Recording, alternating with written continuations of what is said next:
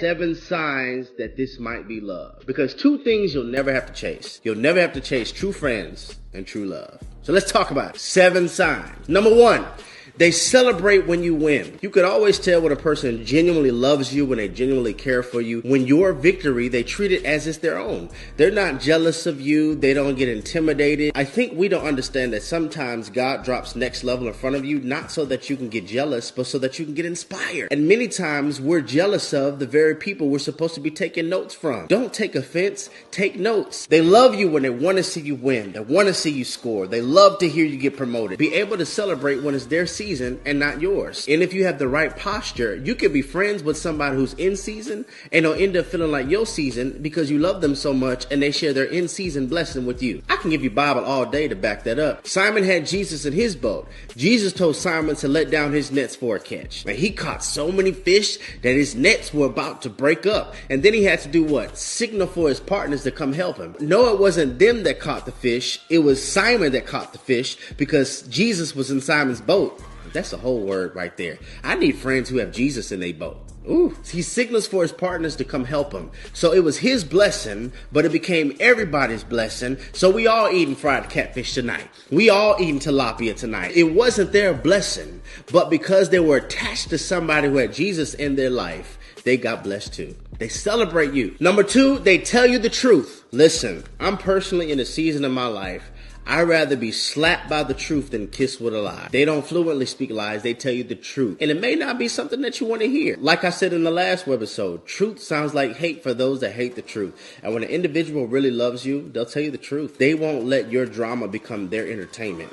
They don't take your problems to the gossip community. They pray for you and they tell you the truth. That's why I have an issue with some of these pastors and prophet liars. Like, they're just lying to you. They're just lying to you. A breakthrough doesn't come by you screaming. Well, you go back to your seat and shout like you lost your mind. I think sometimes people care more about people shouting than they do people's deliverance. But anyway, here's a big one. Number 3, the willingness to be inconvenienced. You could tell how much somebody loves you by how willing they are to be inconvenienced for your benefit. Who could you call at 2 or 3 in the morning? And who will serve and secure versus serve and complain?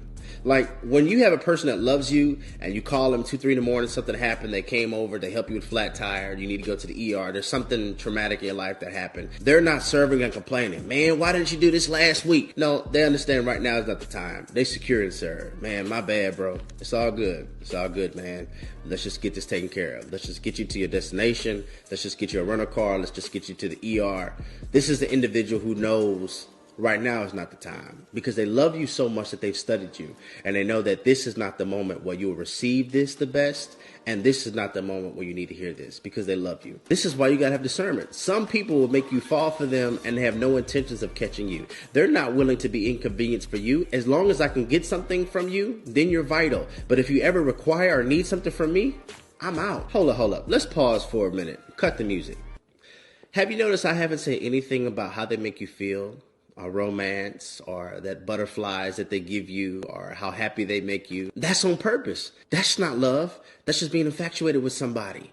And this is the problem. I think we really don't know what love is. Therefore, this kind of brings me to the conclusion that you can't fall in love. You choose to love. If love is patient and love is kind and love is gentle, how do you fall into patience?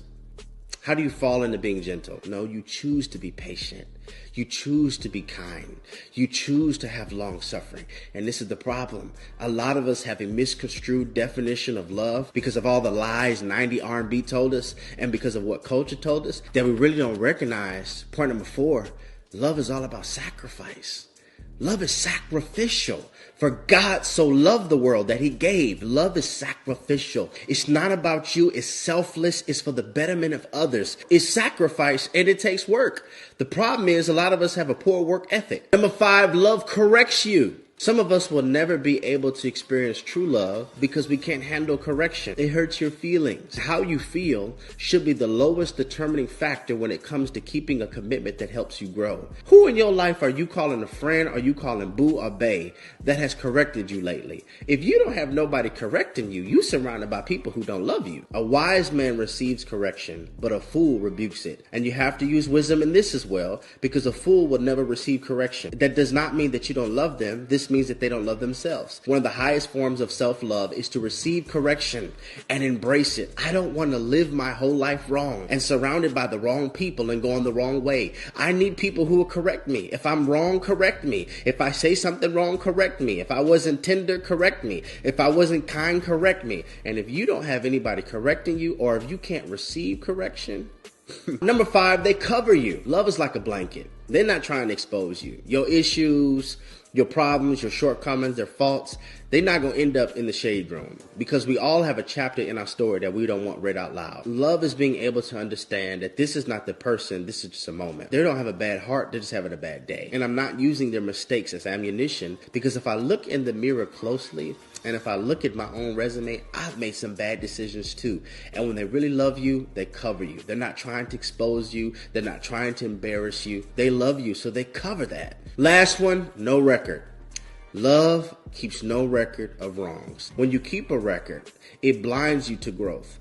So if they are changing, and if they are doing better, you can't see it, because all you see is all the offenses that you have tally marked on your heart. And so you're holding a record of everything that they've done wrong, that you really can't see that everything that they're doing right, or everything that they're becoming. And when someone really loves you, they don't keep a record, because forgiveness is not about the offender. It's about my freedom. Real love keeps no record. It's Redefine TV, where redefining relationships righteously.